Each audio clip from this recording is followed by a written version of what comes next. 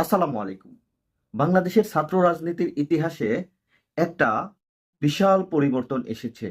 সম্প্রতি অনুষ্ঠিত ডাকসু এবং জাকসু ইলেকশনে বাংলাদেশের বৃহৎ ছাত্র সংগঠন বাংলাদেশ জাতীয়তাবাদী ছাত্র দলের যে ভরাডুবি, এই ভরাডুবির পিছনে কারণটা কি?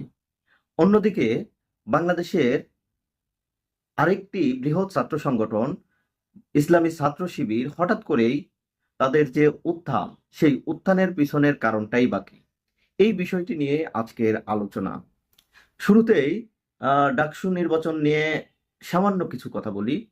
ডাকসু নির্বাচন নিয়ে অনেক আলোচনা পর্যালোচনা চলছিল এবং বিভিন্ন সমীকরণ চলছিল।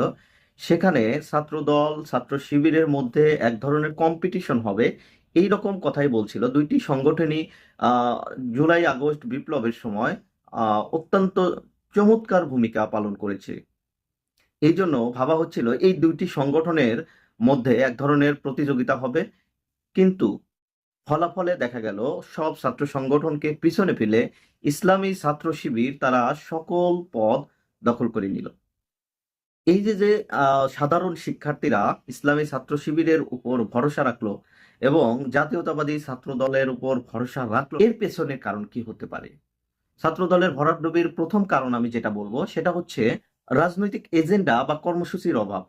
আমরা দেখেছি জুলাই অভ্যুত্থানের পরে ছাত্রদল তাদের সাংগঠনিকভাবে জুলাই কেন্দ্রিক কোনো প্রোগ্রাম করেনি এবং সামান্য দুই একটা প্রোগ্রাম করেছে, তাও সেরকম সাড়া ফেলেনি।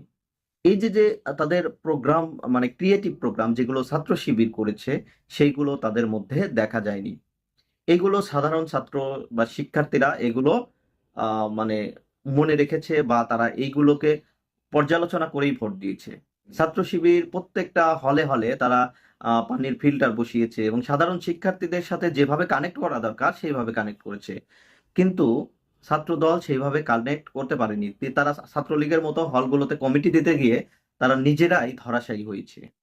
এবং দুই নম্বর কারণ আমি যেটা বলবো সেটা হচ্ছে বস্তা পচা পুরনো সেই মুক্তিযুদ্ধের চেতনার রাজনীতি। যে রাজনীতিকে সাধারণ মানুষ এবং শিক্ষার্থীরা বয়কট করেছে, সেই রাজনীতি এখন ছাত্রদল করছে। ছাত্রলীগের ফেলে যাওয়া সেই বস্তা পচা রাজনীতি, সেই রাজনীতি নিয়ে এখন ছাত্রদল অগ্রসর হচ্ছে। যাকে তাকে শিবির ট্যাগ দিয়ে দিচ্ছে, যাকে তাকে মুক্তিযুদ্ধ বিরোধী ট্যাগ দিচ্ছে। এইগুলো সাধারণ শিক্ষার্থীরা আসলেও যে এখন খায় না, সেই বিষয়টা সাধারণ মানুষ মনে রেখেছে এবং এইগুলোই ছাত্রদলের পরাজয়ের অন্যতম কারণ বলে আমার মনে হচ্ছে। অপরদিকে ছাত্রদলের আরেকটা বড় ভুল ছিল, তারা মানে শিবির যেমন কাউকে দোষারোপ না করে তারা নিজেদের কাজ করে গেছে, একইভাবে ছাত্রদল শুধু শিবিরের বিদ্বেষ গেয়ে গেছেন। তারা শিবির বিরোধী বিভিন্ন কথা বলে গেছে, মুক্তিযুদ্ধের চেতনার কথা বলে গেছে, কিন্তু সাধারণ শিক্ষার্থীদের জন্য যেভাবে কাজ করা দরকার ছাত্রদল সেটা করতে পারেনি।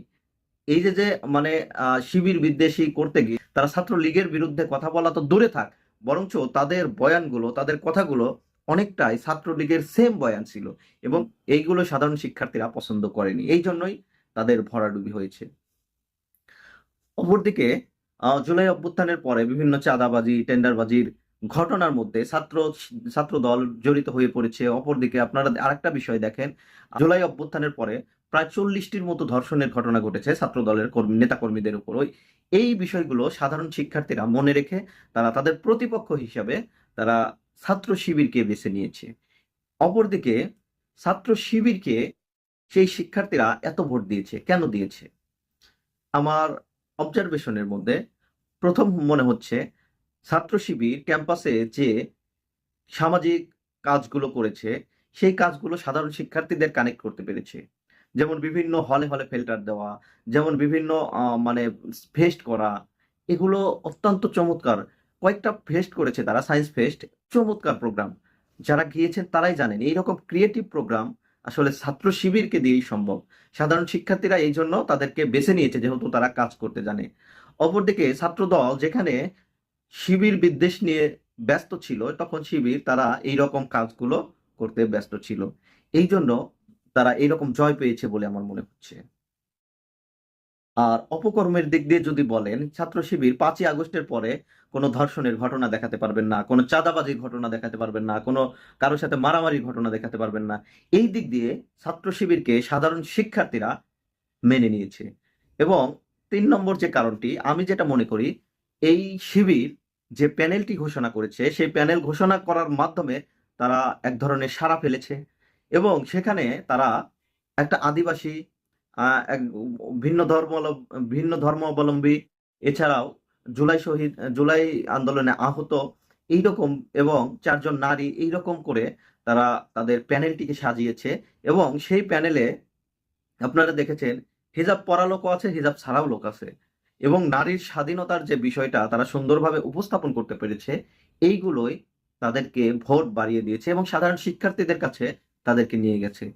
এবং জাকসু নির্বাচনে একই ঘটনা ঘটেছে এবং যদি কোনো মিরাকেল না ঘটে আমি মনে করি জাকসু নির্বাচনেও ছাত্র শিবির প্যানেলই জয়ী হবে এবং রাকসু ও চাকসুতেও তারা জয়ী হবে, এটা আমার মনে হচ্ছে। এবং আওয়ামী লীগ মুক্তিযুদ্ধের চেতনা চেতনা চেতনা করতে করতে সাধারণ মানুষের মধ্যে এই বিষয়গুলোর যে ইফেক্ট পড়ার কথা, এখন আর সেই ইফেক্ট গুলো পড়ছে না। এই জন্য আমি যেটা বলতে চাই, এই রাজনীতি সাধারণ মানুষ আর খাচ্ছে না। এইটাই ছাত্র শিবিরকে অনেকটা এগিয়ে নিয়েছে এবং তারা যে কাজ করে গেছে, গতকালকে রুমিন ফারহানা বলেছেন মানে দীর্ঘদিন যাবৎ জামাত শিবির এইগুলো করে আসছে। এই এর দ্বারা বাংলাদেশের রাজনীতিতে নতুন ডাইমেনশন তৈরি হয়েছে, যেখানে মুক্তিযুদ্ধের চেতনা বিরোধী বা মুক্তিযুদ্ধ বিরোধী এইরকম ট্যাগিং এর রাজনীতি বাংলাদেশ থেকে বিনিষ্ট হয়েছে। অপরদিকে যারা সাধারণ শিক্ষার্থীদের কাজ করে তাদেরকেই সাধারণ শিক্ষার্থীরা বেছে নেয়, এটার কিন্তু একটা প্রমাণ হয়ে গেছে। এই জন্য ছাত্র দলের উদ্দেশ্যে আমরা বলবো, আপনারা শিবিরের মতো প্রতিযোগিতা করুন। আপনাদের জনসমর্থন কম নেই, কিন্তু আপনারা যদি কাজের প্রতিযোগিতা করেন তাহলে ভবিষ্যৎ বাংলাদেশে আপনাদের এইরকম অপমানিত হতে হবে না। একটাও সিট পায়নি ছাত্র দল, বলা যায় জাহাঙ্গীরনগরে ৩টার মধ্যে তারা নির্বাচন বর্জন করেছে। রাজশাহীতেও তাদের অবস্থা খুবই খারাপ, চট্টগ্রামেও তাদের অবস্থা খুবই খারাপ। এই জন্য বলতে চাই, তাদের কাজ করা উচিত, জুলাই অভ্যুত্থানকে ধারণ করা উচিত, মুক্তিযুদ্ধের চেতনার যে বস্তা পচা রাজনীতি সেই রাজনীতি থেকে সরে আসা উচিত। তাহলেই বাংলাদেশে রাজনীতিতে যে নতুন ডাইমেনশন তৈরি হয়েছে, সেই ডাইমেনশন অনুযায়ী যদি আপনারা রাজনীতি করেন তাহলে বাংলাদেশে সুষ্ঠু ধারার একটা রাজনীতি তৈরি হবে এবং সাধারণ মানুষ আপনাদের অ্যাকসেপ্ট করবে। যদি তা না করেন, ভবিষ্যৎ বাংলাদেশে শুধু ভার্সিটি গুলো না, বাংলাদেশ থেকেও আপনারা প্রত্যাখ্যাত হবেন। সবাই ভালো থাকবেন। আসসালামু আলাইকুম।